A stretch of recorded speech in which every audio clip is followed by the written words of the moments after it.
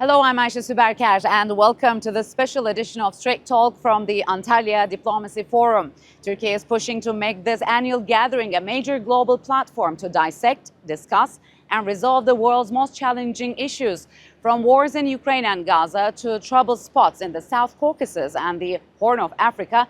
Heads of states, foreign ministers and policy thinkers are descending on this coastal resort to forge solutions for a century plagued by crisis.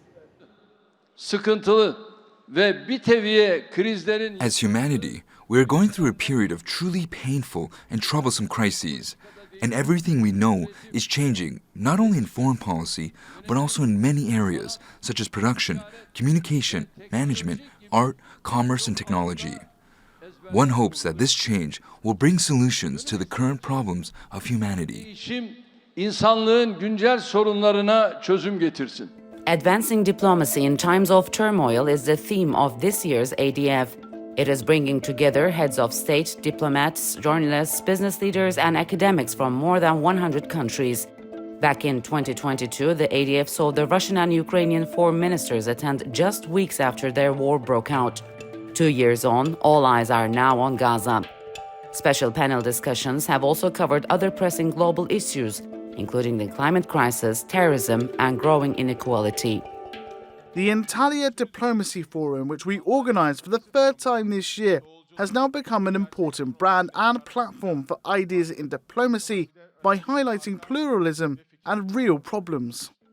One of the ADF's opening panel discussions covered the rapidly changing situation in the South Caucasus following Azerbaijan's dramatic victory in Karabakh last year. Germany has been trying to forge a lasting peace between Armenia and Azerbaijan, having hosted both the countries' leaders and foreign ministers just weeks apart. I sat down with the EU's representative for the South Caucasus, Toivo Klaar, to get a sense of what the Europeans are hoping for this volatile region. So, Mr. Klaar, thank you very much for joining me on Strait Talk. How much has the South Caucasus changed since Azerbaijan's dramatic victory in Karabakh last year? Well, I think on the one hand, there is of course a new situation. On the other hand, many of the questions and challenges that existed before still exist. We still don't have a comprehensive peace settlement between the two countries. We still don't have an opening of the borders.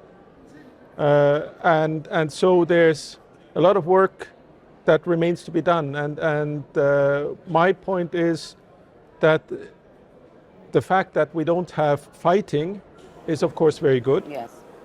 But at the same time, just the absence of fighting doesn't mean that it's peace. So there's a lot of work to be done. So we know that the negotiations are ongoing between Azerbaijan and Armenia, but what would a fully normalized ties between Türkiye and Armenia mean for the South Caucasus and, of course, the wider region? I think it would be extremely important. Again, I believe that Türkiye has a crucial role to play in this because Türkiye is the big power here, and Türkiye borders on Armenia and Georgia. Türkiye has a very special relationship with Azerbaijan. And opening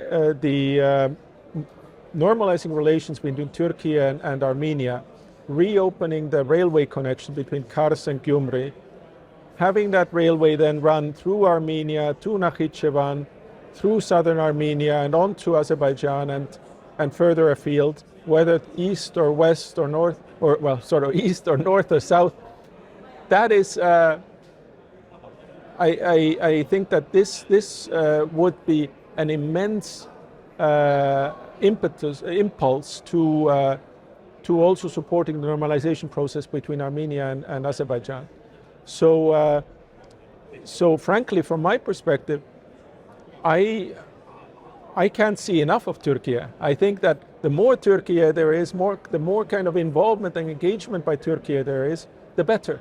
And because you are here, you are the ones who can really make a distinct change on the ground.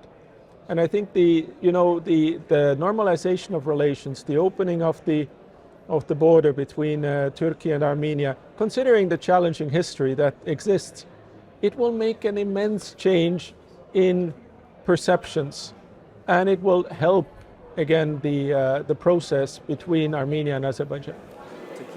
Okay, Mr. Klaar, thank you very much for joining me on Strait Talk. Thank you.